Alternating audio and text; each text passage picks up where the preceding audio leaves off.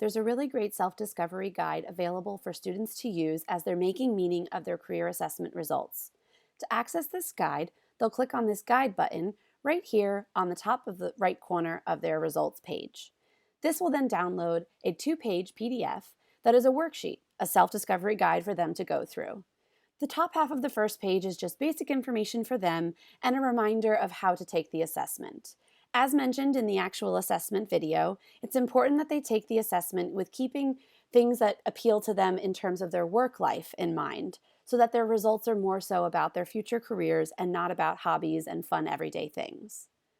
As they navigate through this first page, there's an opportunity for them to put what percentage results they got for each of the different personality types.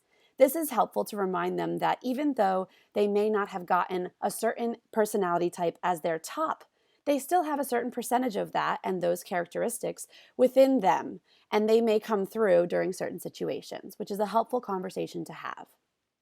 The second page of this guide asks them to start writing down and making meaning, agreeing and disagreeing with the results that they got throughout their personality assessment, or rather their career assessment.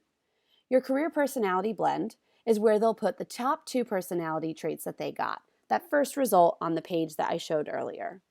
They also are invited to talk about which characteristics of the personality blend sound like them and which ones don't sound like them. It's important to remind students that this career assessment is not a prescription for themselves and their future. It doesn't have to be a perfect summary of them. They're allowed to disagree if something doesn't sound like them or doesn't interest them. In addition, they're able to rank their environments. What is the best work environment for them? And if they can't get all 4 of those things, which is the first and most important thing they want to be looking for when looking for that next on-campus job or internship or future career? Invite them to rank them here and let them know that if maybe one of them doesn't fit at all, they can remove it and they can add one of their own that they know is important to them. And finally, exploring career paths. As students are looking through that list of career results, they are invited to agree or disagree, to express what interests them and which careers don't interest them. It's helpful to ask them to think about, okay, looking at all of the careers that interest you, what are some common themes? What is it about those careers that makes it a good fit?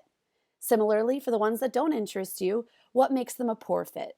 And making note of those observations and connections in the far right column will help them to see, in general, what types of careers are for them and which ones do they not have an interest in pursuing.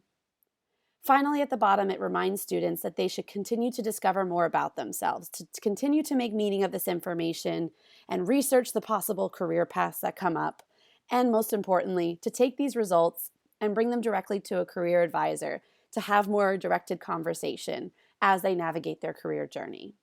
They can update this worksheet at any time, they can refer back to it. It's a great and quick and simple tool to make meaning of the career assessment results they get from taking Tradeify.